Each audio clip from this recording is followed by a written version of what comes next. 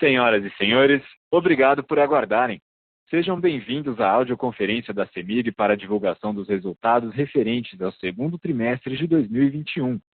Informamos que todos os participantes estarão apenas ouvindo a teleconferência durante a apresentação da companhia e, em seguida, iniciaremos a sessão de perguntas e respostas quando maiores instruções serão fornecidas. Caso algum dos senhores necessite de assistência durante a teleconferência, queira, por favor, solicitar a ajuda de um operador digitando *0. Agora, gostaria de passar a palavra ao Superintendente de Relações com Investidores, Sr. Antônio Carlos Vélez Braga. Por favor, Sr. Antônio Carlos, pode prosseguir. Boa tarde a todos. Meu nome é Antônio Vélez, Superintendente de Relações com Investidores da CEMIG. Iniciamos a transmissão da divulgação dos resultados financeiros referentes ao segundo trimestre de 2021, que conta com a presença de Reinaldo Passanezi Filho, diretor-presidente, Dimas Costa, diretor de comercialização, Eduardo Soares, diretor de regulação e jurídico, Leonardo George de Magalhães, diretor de finanças e relações com investidores, Marney Tadeu Antunes, diretor de distribuição, Maurício Dalagnese, diretor de participações, estratégia, meio ambiente e inovação, e Tadeu Carneiro da Silva, diretor de geração e transmissão. A transmissão poderá ser acompanhada através dos telefones no Brasil 5511-3127-4971, nos Estados Unidos 516-300-1066 e também pelos links disponibilizados em nosso site de RI, ri.cemig.com.br. Para as considerações iniciais, passamos a palavra para nosso diretor-presidente, Reinaldo Passanezi. Boa tarde a todos e a todas. É um prazer poder estar aqui nessa audioconferência falando sobre os resultados do segundo trimestre da CEMIG. Eu acho que eu vou direto para a apresentação. Quem tiver com a apresentação, colocar aí na página 3 dos destaques, que aqui acho que tem as principais mensagens. Mas eu diria que a principal mensagem é de uma recuperação muito consistente e robusta dos resultados da companhia. Assim, os números são números muito robustos que atestam o sucesso que nós temos alcançado para, de fato, fazer um turnaround e uma grande recuperação da companhia. Então, aqui em termos de resultados financeiros, que são aí, ao final, o último resultado, chegamos a um EBITDA de 2.590, que é 38% acima do mesmo trimestre do ano passado, e um lucro líquido de quase 2 bilhões de reais. Então, assim, em um trimestre, essa companhia fez 2,6 bilhões de reais de EBITDA e 2 bilhões de lucro líquido. Aqui também estamos trazendo os resultados do semestre, que também são resultados muito expressivos, 4,4 bilhões de EBITDA e 2,4 bilhões de lucro líquido. Acho que para ter uma ideia, e às vezes a gente aqui vive tanto o dia a dia, e esquece às vezes de fazer comparações mais longas, e por um acaso achei que valia a pena aqui fazer uma comparação mais longa, e quis fazer essa comparação com o ano de 2018, mas assim, comparando, nós vamos ter que em um semestre, a CEMIG está entregando mais do que em todo o ano de 2018, seja em EBITDA, seja em lucro líquido. Assim, em apenas um semestre, o EBITDA foi 4,4 bilhões de reais em 6 meses. No ano de 2018, ele foi 3,7 bilhões de reais. Então, nós estamos 17% acima em 6 meses do resultado que foi alcançado em 2018. E a mesma coisa no lucro líquido. Nós estamos falando que em 6 meses tivemos quase 2,4 bilhões de reais de lucro líquido, para um lucro líquido em 2018 de 1 bilhão e 700. Então, eu diria que aqui mostra um pouco essa consistência, de resultados muito sólidos que a companhia tem podido entregar de acordo com o seu planejamento estratégico, né? E da onde vem esses resultados, né? Vem primeiro de um grande esforço do ponto de vista de eficiência operacional, né? Que é esse segundo item que está colocado aqui, OPEX e EBITDA da distribuição, né? A gente já vinha conseguindo entregar nos últimos trimestres um OPEX dentro do regulatório, né, do parâmetro regulatório, e agora, por primeira vez na história, a gente conseguiu também entregar um EBITDA acima do regulatório, né? Então, hoje nós temos aí um OPEX que está 10% em média abaixo do regulatório, né? Conseguimos, preservando a qualidade, ter despesas abaixo do que é o OPEX regulatório e, ao mesmo tempo, um EBITDA acima do regulatório. Acho que um grande esforço aqui que temos feito também de arrecadação, de aumentar cortes, de diminuir perdas, é isso que permite esse EBITDA acima do regulatório. Aqui também, acho que vale aí esse processo mais amplo de olhar um filme, né, e comparar. Então, em 2018, nós estávamos sem cumprir tanto o OPEX quanto o EBITDA regulatório. Então, a gente estava 5% abaixo, assim, 5% acima em termos do OPEX regulatório, e nós estávamos 22% abaixo do EBITDA regulatório. Então, hoje, né, se nós preservarmos essa diferença, nós temos um ajuste aí de quase 250 milhões, né, de estar acima do EBITDA regulatório sobre aquilo que era abaixo do EBITDA regulatório em 2018.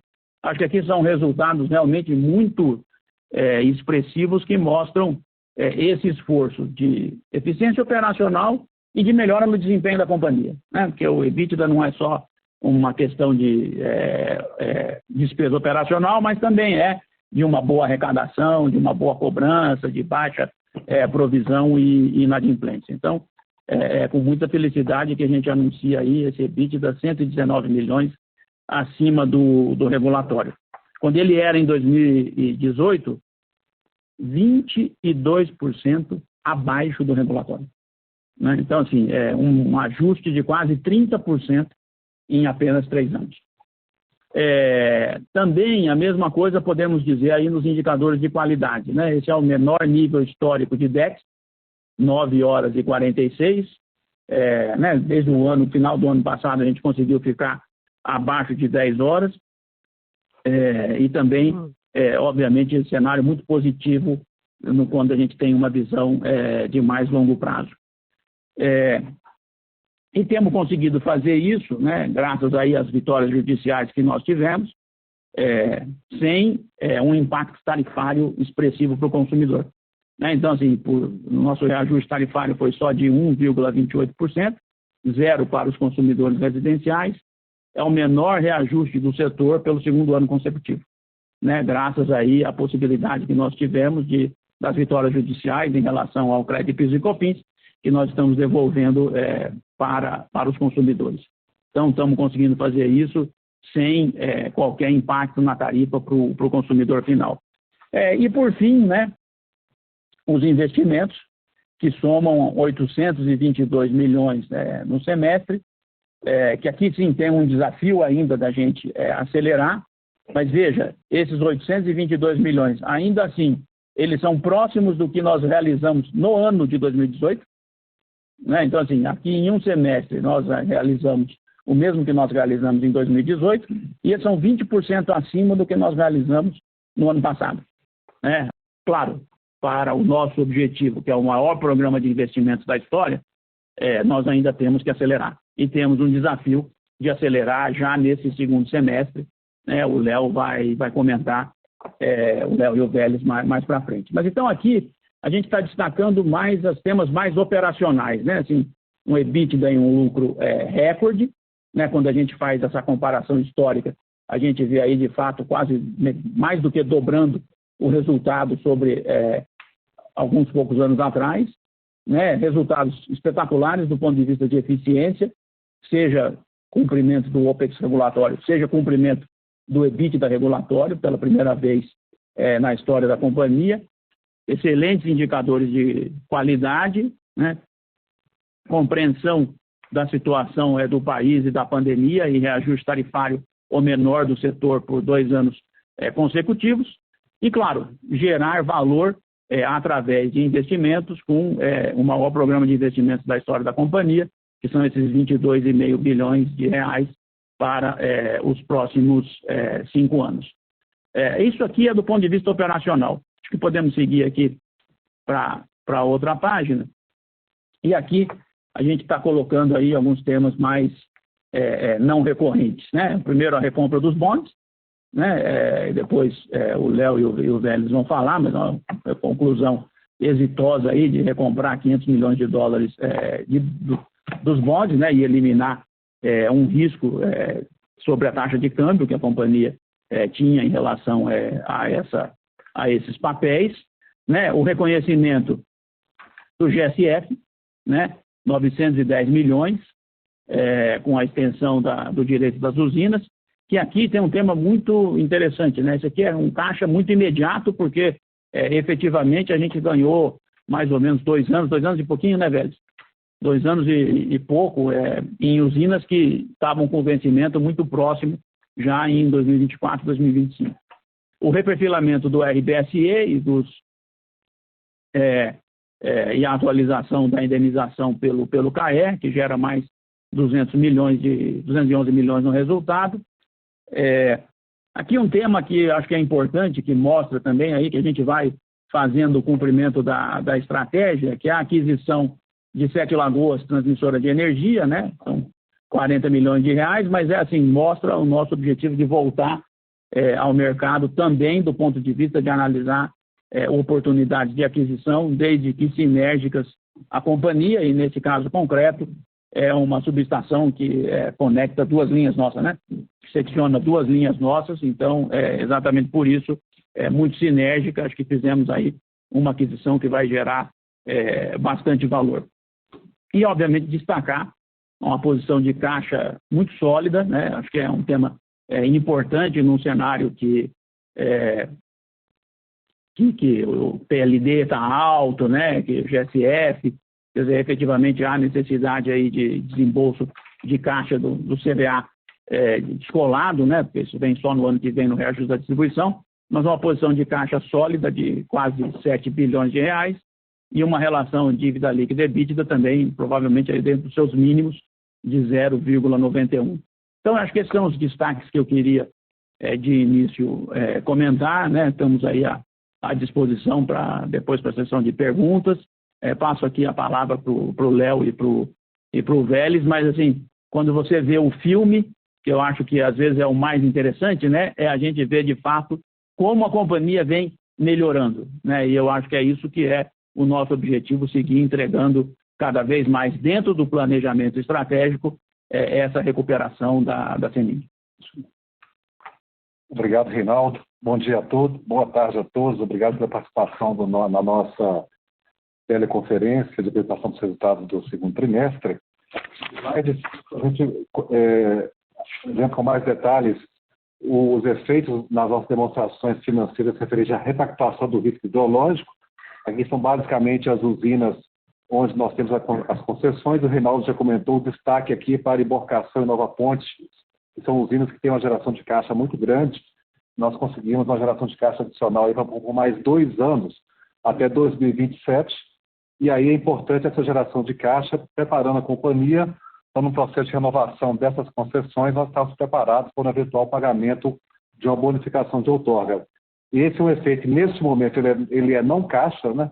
É um efeito apenas no resultado, mas mais à frente, essa extensão ela vai representar uma geração de caixa muito importante para a companhia nos anos de 2026 e 2027. Então, nós entendemos que foi importante. Nós comentamos no trimestre anterior que provavelmente iríamos registrar nesse trimestre esses efeitos, e aí estão esses efeitos registrados nas nossas demonstrações financeiras. No próximo slide, a gente fala sobre a operação de recompra dos bonds. Esse também a gente acha que é um destaque muito importante. Na reunião que nós fizemos com os investidores, alguns meses atrás, no mês de maio, nós comentamos que se tivéssemos a oportunidade de iniciar o processo de recompra dos bondes ainda neste ano de 2021, se aparecesse uma janela de redução de taxa do câmbio, nós iríamos iniciar esse processo. E hoje o dólar está acima de 5,30, mas teve um momento que ele ficou próximo a R$5. Nesse momento nós aproveitamos essa oportunidade, fizemos um travamento do dólar aí a 5,9, num período de 2 meses, para dar oportunidade para nós iniciarmos e concluirmos a operação dos bondes, que foi exitosa, teve uma demanda de 774 milhões, com um prêmio de 16,25%. Esse prêmio em relação ao preço de face do papel, ele mostra como que a companhia ela vem melhorando o seu rating, como que o nosso papel ele é apreciado pelo mercado, e esse prêmio que nós pagamos, eu acho que ele simboliza essa melhoria na qualidade de crédito da companhia. Com isso, os efeitos, esse resgate implicaria em 3 bilhões 107, nessa tabela a gente vê esses valores, 107 milhões de pagamento, ou seja, o resgate do RED de 500 milhões relacionado a esses bondes, nós fizemos o resgate, sendo que o efeito líquido de caixa foi 2 bilhões 309. Como essa operação foi concluída no mês de agosto, neste terceiro trimestre nós teremos um evento não recorrente, que é justamente o pagamento do prêmio, que dá um efeito líquido do imposto de renda e contribuição social de 325 milhões nas nossas demonstrações financeiras do terceiro trimestre, ou seja, não está registrado ainda, mas no final das contas a gente acha que esse foi um movimento importante para a redução da exposição cambial da companhia, e mais do que isso, considerando que nós temos um RED parcial, um perfil de endividamento mais adequado, que o Vélez, na hora que mostrar nosso perfil de dívida, vai ficar muito claro como que a companhia agora está com um perfil de endividamento muito mais adequado, porque tiramos uma pilha de $1,5 bilhão em 2024, para agora $1 bilhão. Saímos de 8 bilhões de reais para aproximadamente 5 bilhões de reais. A gente acha que esse efeito ele traz mais equilíbrio para a companhia no seu perfil de endividamento, na sua gestão de caixa. Continuando, no próximo slide a gente mostra os efeitos do bonde no segundo trimestre para a companhia. Os efeitos totais foram 617 milhões credores, mas olhando apenas o RED, deu um efeito negativo de 426 milhões, aí muito em função do aumento da taxa de juros, considerando que nós trocamos o nosso RED, a gente trocou a variação do dólar pela variação do CDI, como a curva futura do CDI ela subiu nesse último trimestre, isso dá um efeito negativo na precificação do nosso RED, mas em compensação, como o dólar ele caiu, né, nós fechamos o trimestre próximo a R$5, isso teve um efeito positivo de 1 bilhão 043. Então, no trimestre, a gente teve um efeito positivo no balanço da companhia de 617 milhões em função dessas operações que envolvem a atualização do valor do principal, da nossa dívida, do bonde, e também o quanto que o nosso RED reajustado ao valor de mercado, os efeitos da sua precificação. Continuando, esse é um destaque também importante, nós já comentamos já em trimestres anteriores. O reajuste tarifário da companhia foi aprovado no dia 25 de maio pela ANEEL. O reajuste tarifário que, na média, considerando todas as classes de consumo, foi de 1,28, mas aí entra o destaque que para os consumidores residenciais, pelo segundo ano consecutivo, o reajuste foi 0, ou seja, durante o período da pandemia, os nossos consumidores residenciais eles não tiveram reajuste nas tarifas. A gente acha que esse é um dado importante que ajuda a companhia a manter baixa a sua inadimplência. O Marney, nosso diretor de distribuição, vai comentar um pouco isso para nós daqui a alguns minutos. E isso foi conseguido graças ao início da devolução dos créditos PASEP-COFINS sobre ICMS, que a companhia transitou em julgado a favor da companhia essa ação, e a gente já começou a devolução. São valores próximos a 4 bi, considerando os valores que foram considerados na tarifa nos últimos 2 reajustes tarifários. Nós já iniciamos a devolução de aproximadamente 1,5 bilhão desses créditos. Nós entendemos que foi um evento importante para a companhia, nós conseguimos esse sucesso, e aí a companhia está beneficiando também os seus consumidores graças à sua ação proativa lá em 2008, quando ela entrou com essa ação judicial. Continuando, aqui é o nosso programa de investimento. O programa de investimento, nós realizamos 822 milhões até junho, o programa total de 2,9 bi, ou seja, é um desafio grande para nós conseguirmos realizar esse programa todo, até o final do ano. Esse primeiro semestre foi o primeiro semestre de mais desafio na aquisição de equipamentos, considerando as variações do dólar e também o aumento do preço do aço no mercado internacional. Isso tudo fez com que esse processo de investimento no primeiro semestre ele fosse mais desafiador, mas nós esperamos que nesse segundo semestre esse programa de investimento ele venha acelerar. Só para dar um exemplo, nós temos aproximadamente 30 subestações a serem concluídas nesse segundo semestre. Por conta disso, nós entendemos que esse segundo semestre conseguiríamos performar melhor na execução do programa de investimentos, mas mesmo que eventualmente parte desse investimento da distribuidora, que tem o maior valor aqui de 2,3 bi, nós não conseguimos efetivamente concluir todo até o final do ano, nós entendemos que a gente tem que tirar esse atraso para que esses valores possam entrar na nossa revisão tarifária, e para isso eles precisam ser concluídos até o ano de 2022.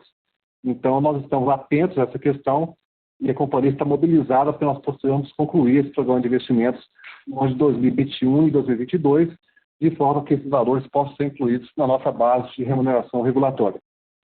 Continuando, aqui nos próximos slides a gente fala um pouco sobre os indicadores de qualidade, sobre as questões que envolvem inadimplência. E aí eu vou passar a palavra ao Marney, o nosso diretor de distribuição, que tem feito um trabalho importante na eficiência operacional da CEMIG Distribuição, para que ele possa comentar um pouco para nós. Obrigado, Léo. Boa tarde a todos. Só reforçando o que o Dr. Reinaldo mencionou no início, que nós atingimos o menor nível histórico do DEC. Nós temos aqui hoje 9,46, só relembrando isso aqui, o indicador móvel, 12 anos, de julho de 2001 a junho... 12 meses, a junho de 21. Nós estamos aí com um valor aí 9,49, bem abaixo do limite regulatório. Gostaria de destacar aqui dois itens. O primeiro é o DEC programado e o DEC acidental. O DEC programado nosso, evidentemente, ele poderia até ser maior do que o ano passado devido ao nível de investimento nosso ser maior.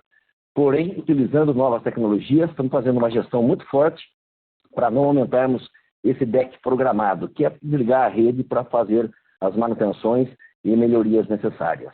E o DEC acidental, evidentemente, que é fruto aí do nosso plano de investimento, a ação nossa está voltada para isso, onde estão aí as construções de subestações, as 30 subestações que o Léo mencionou também, 200 quilômetros de linha de transmissão, tudo isso devido aí aos problemas de pandemia, nós vamos conseguir alavancar, às vezes, no segundo semestre, devido a alguns problemas licitatórios que nós tivemos, mas eventos esses já superados. Da mesma forma, esses comentários valem para o FEC, que é a frequência, 4,89, bem abaixo também do limite regulatório, lá que está 6,56. Também aí um resultado histórico. Ok? Próximo slide, por favor. Falando agora um pouco sobre o combate à inadimplência, eu só queria mencionar aqui que, em função da pandemia, das consequências da pandemia, onde nós tivemos aí impossibilidade de cortar algumas categorias de clientes, o fechamento do comércio, o isolamento social, toda essa crise econômica aí, nós tivemos que, em função disso, elaborar um plano especial de combate, como exemplo, fazer uma negociação especial para os comerciantes, onde tivemos um êxito aí bastante... nós tivemos um resultado bastante satisfatório aí, ajudando a retomada do comércio. Além disso, nós fizemos o quê? Aumentamos o número de cortes aonde nós poderíamos cortar, colocamos mais inteligência no processo, ou seja, para ter um retorno maior do que isso, e o que tudo isso resultou, na verdade, foi aqui num indicador melhor de arrecadação. Percebam aqui na primeira linha, o primeiro ícone, o índice de arrecadação 98,8, também o maior patamar aí dos últimos anos, Isso aqui é a arrecadação sobre o faturamento, Também 49,4% das atividades de cobrança, como a negativação, protestos, ou seja, 50% a mais do que o mesmo período do ano passado. Nós fizemos esse ano aqui. Automatização das atividades de protesto, só os protestos eletrônicos, também implementamos isso aqui. Parcelamento das faturas no cartão de crédito, campanha de negociação de parcelamento via WhatsApp, a questão dos cortes, que é o melhor instrumento de combate à inadimplência. Nós aí fizemos aí 201% a mais do que o mesmo período do ano passado, nas categorias, evidente, onde poderiam ser feitos os cortes. E também a disponibilização de novos canais de pagamento, né, que estão escritos aí na tela, que vocês podem ver. Mas eu queria também aqui destacar, né, que com isso aqui nós atingimos lá no gráfico à direita, em cima, nós podemos observar lá 98,87 do ARFA, né, que é a arrecadação sobre o faturamento, e também o PEC-LD nosso, que nós estamos lá com um resultado bastante satisfatório, isso devido, logicamente, com o aprimoramento das regras, reversões que nós estamos fazendo e fruto aí, evidentemente, dessas ações de cobrança. Como destaque também aqui, permita-me eu falar aqui também a questão de perdas, né? Nós estamos muito bem na inadimplência e também estamos muito bem em perdas.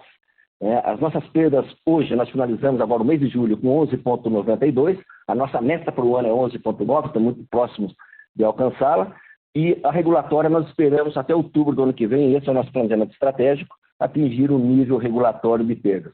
Ou seja, nós estamos indo muito bem na inadimplência e muito bem em perdas. Isso evidencia realmente que o nosso plano está no caminho certo. Ok? Obrigado aí a todos. Devolvo a palavra para o Vélez.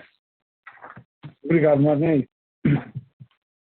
Bom, então agora passando para o slide número 13 e dando início aí à apresentação dos resultados propriamente dita, aqui nós temos os principais efeitos no resultado do segundo trimestre de 21.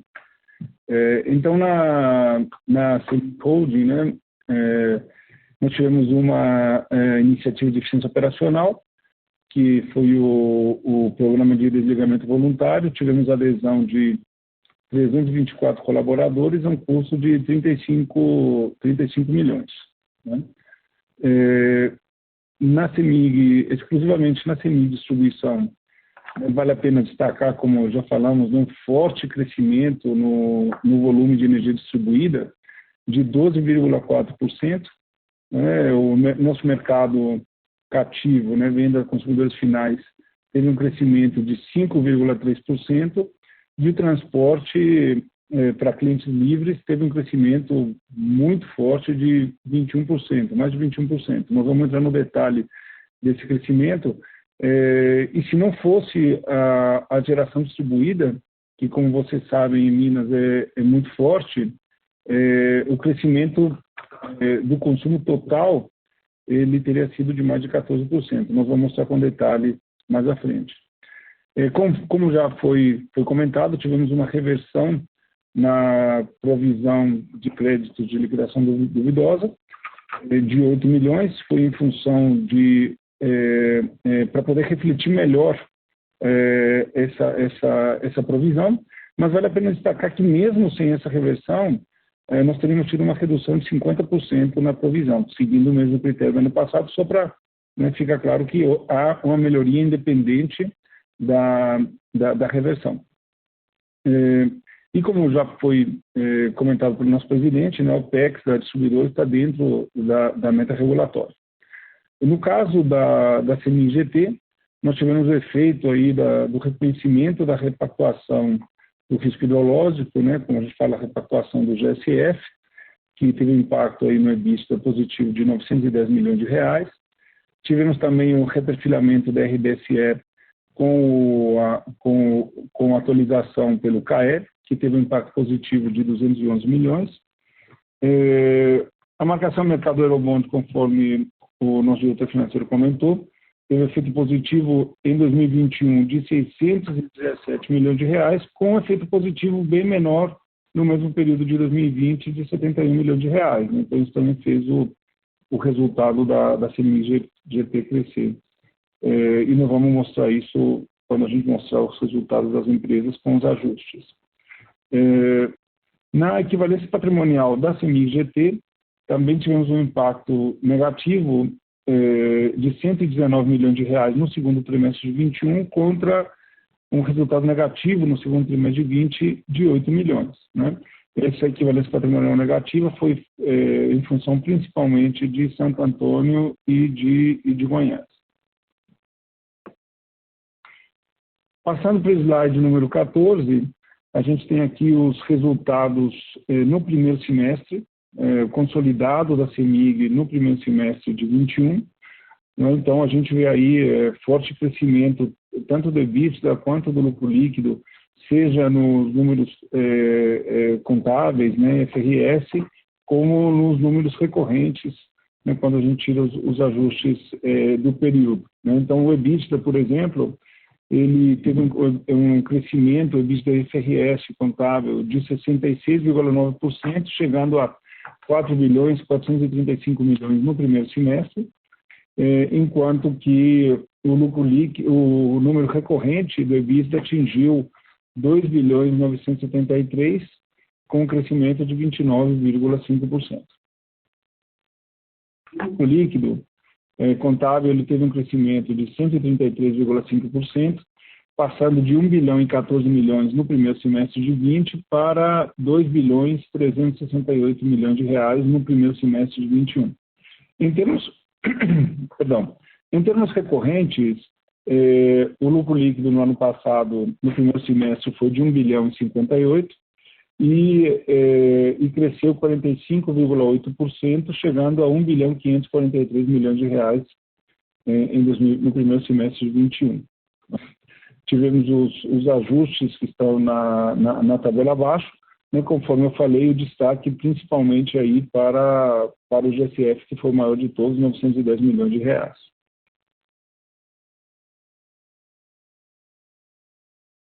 No segundo trimestre de 2021, o resultado consolidado, ele também apresentou aí crescimento por todos os ângulos, né, tanto em números contábeis quanto em termos recorrentes, muito em função, como nós comentamos aí, do maior consumo de energia na nossa área de concessão, e tivemos também um crescimento no consumo de gás por parte da Gasmig também muito relevante, de 85% no período, né? E só a Gasmig teve um crescimento no seu LAGIDA, no seu EBITDA, de 94 milhões no segundo trimestre de 21 contra o segundo trimestre de 20. Então, desculpa, o EBITDA consolidado, ele teve em termos contábeis, teve um crescimento de 38,8%, chegando a 2 bilhões 590 milhões de reais. E no segundo trimestre de 21, em termos recorrentes, foi de 1 bilhão 321 milhões de reais, com um crescimento de 39,4%. Com relação ao lucro líquido, o lucro líquido teve um crescimento de 79,9%, passando de 1 bilhão e 82 milhões para 1 bilhão 946 milhões em IFRS, enquanto que o lucro líquido recorrente, sem efeito da exposição cambial do RED, por exemplo, e sem a compensação do GSF, ele teve um crescimento de 58,7%, passando de 441 milhões de reais para 700. Então, assim, em termos recorrentes, eu diria que o que chama mais atenção, o lucro líquido subindo 80% em termos contábeis e o recorrente subindo quase 60% em termos recorrentes. Então, é realmente um resultado muito bom, esse do nosso segundo trimestre de 21. Falando no detalhe da CEMIG GT, nós tivemos um crescimento também, por onde se veja, como nós estamos comentando, né? Vale a pena destacar que, em função das correções dos nossos contratos e em função aí de liquidação também na CCE, nós tivemos um preço médio. Nós tivemos um preço médio de R$ 248,34 no segundo trimestre de 21, preço médio de vendas de energia, né? Contra R$ 219,53 no mesmo período de 20, né? Então, o EBITDA da CEMIG GT, ele teve um crescimento em termos contábeis de 112,6%, chegando a 1 bilhão 699 milhões de reais, enquanto que em termos recorrentes o EBITDA atingiu 430 milhões, crescendo 34,8%. O lucro líquido contábil, ele atingiu 1 bilhão 444 milhões, com um crescimento de 254,8%, e o lucro líquido recorrente chegou a 198 milhões de reais, com um crescimento de mais de 360%. Passando para o slide número 17, para falar um pouco aqui do mercado de energia da CEMIG Distribuição. Então, como comentamos, energia faturada para consumidores finais e energia transportada teve um crescimento de 12,4%, sendo que energia transportada para clientes livres subiu 21,4% e energia de consumidores finais subiu 5,3%. Né? O destaque aqui, sem dúvida nenhuma, é a indústria da nossa área de concessão, que teve um crescimento, uma retomada muito forte de mais de 19%, 19,6% de crescimento no seu consumo, realmente muito forte em função da retomada, mas também a área, né, o cliente residencial também, aí, lembrando que ano passado, nesse período, o comércio estava praticamente fechado, então teve um crescimento de 8,8%, mas chama atenção o consumidor residencial que, durante o período da pandemia, ele ficou consumindo normalmente, inclusive tivemos crescimento no ano passado nessa classe de consumo, e mesmo assim, em 2021, continua crescendo 4%. Então, realmente, é um crescimento muito importante.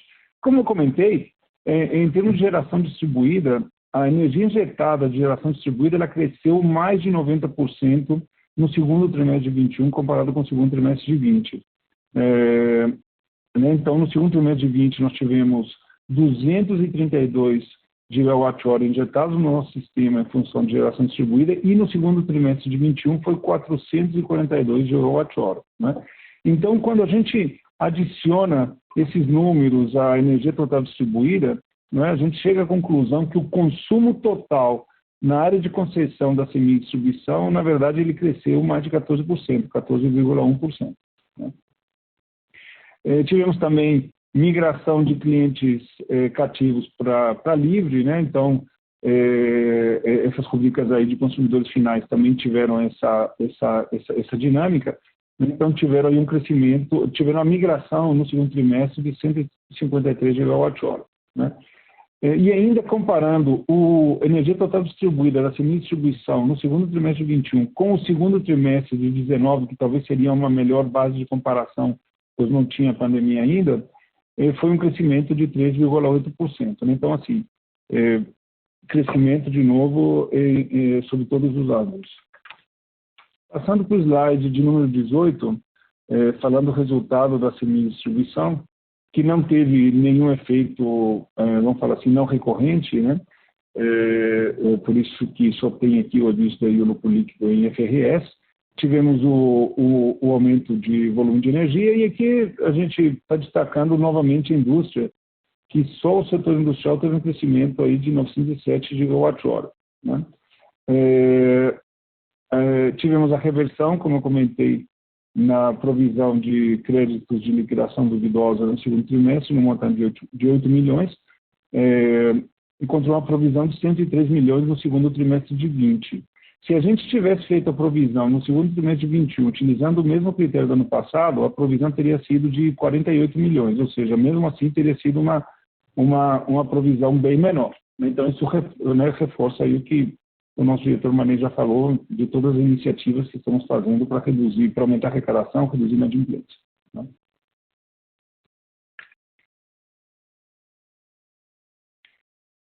No slide 19, de custos e despesas operacionais, nós tivemos um crescimento de 25,3%, sendo que, quando a gente observa aí, retira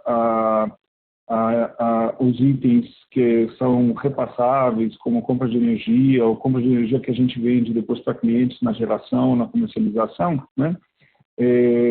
O PMSO, propriamente dito, passou de 856 milhões para 919 milhões, com um crescimento de 7,4%. E nós tivemos principalmente um crescimento aí na rubrica de serviços de terceiros, que ela foi em função de dois motivos. Ano passado, em função da pandemia, algumas despesas com QI elas foram reduzidas, porque os serviços tinham sido reduzidos em função da pandemia. Tivemos também uma migração de um data center, que enquanto a gente estava migrando informações de um data center para outro, nós tivemos aí uma sobreposição nesses dois prestadores de serviços, mas também isso já foi concluído. E também temos que lembrar que no segundo trimestre de 2020 nós praticamente não fizemos nenhum corte dos clientes inadimplentes. E em 2021, aliás, em agosto do ano passado, cortes foram retomados, né, mas no segundo trimestre de 2021 nós fizemos 332 mil cortes e, como eu falei, em 2020 quase não tivemos cortes. E esse é um serviço que é prestado exclusivamente por prestadores de serviço, né? Passando para o slide de número 20, nós temos aqui a comparação tanto do OPEX quanto do EBITDA regulatório da distribuição com os números realizados. Não só para entrar no detalhe do que já foi reforçado pelo nosso presidente, né? Então, o OPEX regulatório no primeiro semestre ele foi de R$1.571 bilhões, né? E o OPEX realizado ele foi de R$1.443 bilhões, né? Melhor que o regulatório em 128 milhões só no primeiro semestre, né? Aqui vale a pena destacar que o PMSO, propriamente dito, ele é menor que o regulatório em 385 milhões, mas em função dessas outras despesas que nós temos, como PLR, pós-emprego, PDV, multas e outras provisões, né, que são maiores e que, enfim, a gente contabiliza de qualquer maneira para poder fazer a comparação, ainda nos penaliza um pouco aqui, de maneira que a gente chega nesse OPEX realizado de 1.443. Mas aqui é importante destacar, como o presidente falou, o filme, né?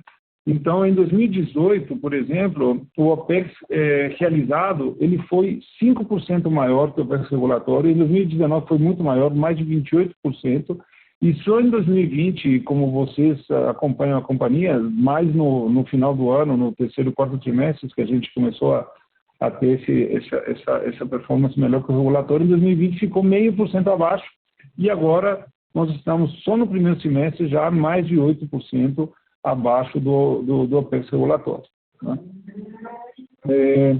Em termos de EBITDA, o EBITDA regulatório, ele, no primeiro semestre, ele foi de 1.217 bilhão, né?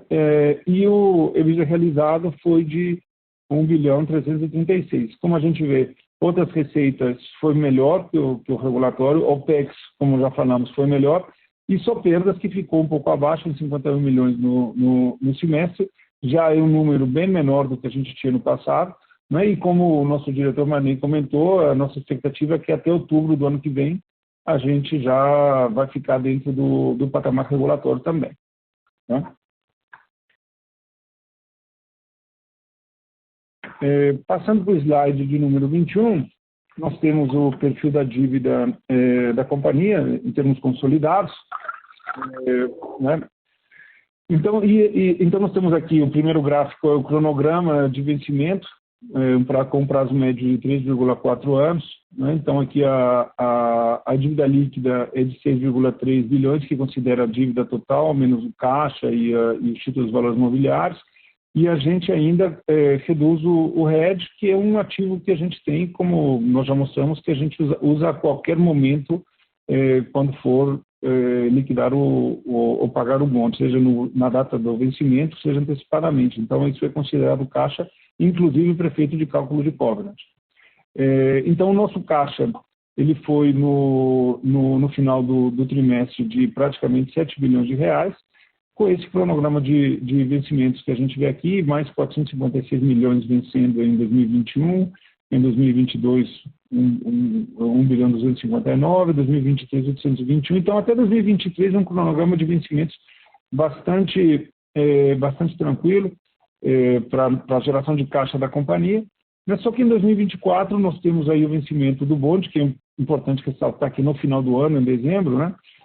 Que em junho ainda foi registrado como 8 bilhões e 90 milhões de reais, né? Mas como nós fizemos essa tender já em julho / agosto, né, final de julho, com liquidação em agosto, de 15 milhões de dólares, a gente já reflete aqui qual que é o verdadeiro vencimento em 2024, que é um vencimento de 5 bilhões e 589 milhões de reais. Então, assim, já melhorou bastante. Importante lembrar que não houve transferência de dívida. Nós usamos caixa que nós tínhamos no final do trimestre, né, para poder fazer esse pagamento. Então, não passamos dívida desse ano para outros anos, né?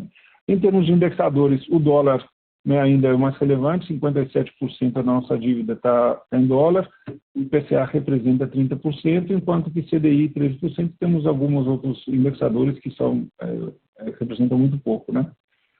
Mas, mesmo assim, né, nós temos a proteção da nossa dívida em dólar, que é o hedge que vocês conhecem, que foi comentado, uma banda entre 3,45, o principal está protegido entre R$ 3,45 por dólar e 5, e os juros têm um full swap para um equivalente CDI de aproximadamente 165%, que é uma dívida também bastante competitiva, um custo de dívida bastante competitivo.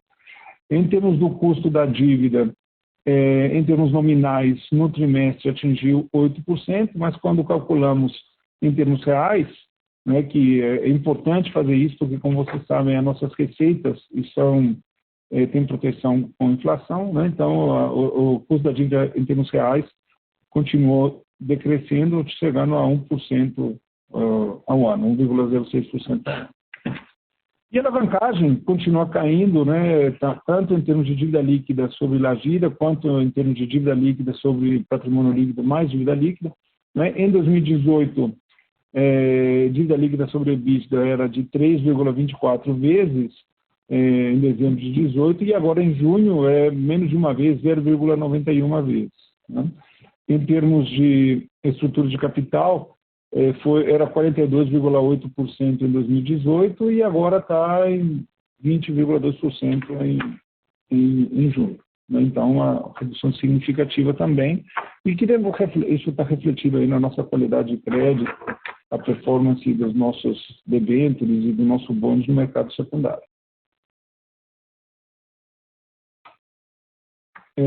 Já chegando aqui ao fim dos números do nosso resultado, no slide número 22 nós temos o fluxo de caixa consolidado, né? Então aqui nós temos o que seria a conciliação. Então no final do ano passado, o caixa mais títulos de valores imobiliários era de 5 bilhões e 805 milhões de reais, a geração de caixa foi de 2 bilhões e 944 milhões, tivemos liquidação de instrumentos financeiros de 889 milhões, devolvemos aos consumidores 910 milhões de reais de crédito de FASER/COFINS, né, que foi o que já foi comentado aí, que gerou esses reajustes próximos de zero ano passado e 1,28 esse ano. Ainda pagamos financiamentos sem fazer mais captações, né? Pagamos também alguns dividendos, por isso tem esse valor 734 milhões na atividade de financiamento. Fizemos a alienação da Light em janeiro do ano, levantando 1 bilhão 366 milhões de reais, e fizemos investimentos da ordem de 829 milhões de reais, de maneira que o nosso caixa, no final do trimestre, ele chegou aí a 6 bilhões 998 milhões de reais. Bom, e agora para o slide 23 eu passo a palavra ao Léo para comentar aí as prioridades da administração. Cláudio, obrigado, Léo. Vou falar rapidamente, até para poder ter um tempo para as perguntas. As medidas de eficiência operacional que faz parte da nossa rotina da administração, na gestão, na divulgação do nosso planejamento estratégico no final de maio aos investidores, nós, de forma bastante transparente, a gente divulgou quais eram as principais iniciativas de geração de valor para a companhia, e aqui nesse slide é mais ou menos uma prestação de contas de como é que está o andamento dessas realizações. A gente pode dizer que esse é o nosso guia das principais medidas. Muitas delas nós já cumprimos, outras estão parcialmente cumpridas, mas as demais que estão em andamento, elas realmente nós estamos fazendo esforços e a gente espera que nos próximos trimestres a gente já venha apresentar mais medidas dessas que estão em andamento cumprida ou parcialmente cumprida. A gente destaca medidas que envolvem eficiência operacional, novos investimentos, restauração de plano de pensão, a gestão da dívida, que a gente acha que são medidas de criação de valor, e a gente entende que pelos resultados que nós temos apresentado e pelas entregas que envolvem a eficiência operacional da companhia e uma melhor estrutura de capital, nós entendemos que a gente está no caminho certo para podermos cumprir com êxito essas medidas que a gente destaca aqui como aquelas mais relevantes. É isso, Vélez? Ok. Bom, com isso nós concluímos a apresentação que nós tínhamos preparado para o dia de hoje e passamos agora, então, para as perguntas. Iniciaremos agora a sessão de perguntas e respostas. Para fazer uma pergunta, por favor, digitem *1 no teclado de seu telefone e para retirar a pergunta da lista, digitem *2. Por favor, aguardem enquanto coletamos as perguntas.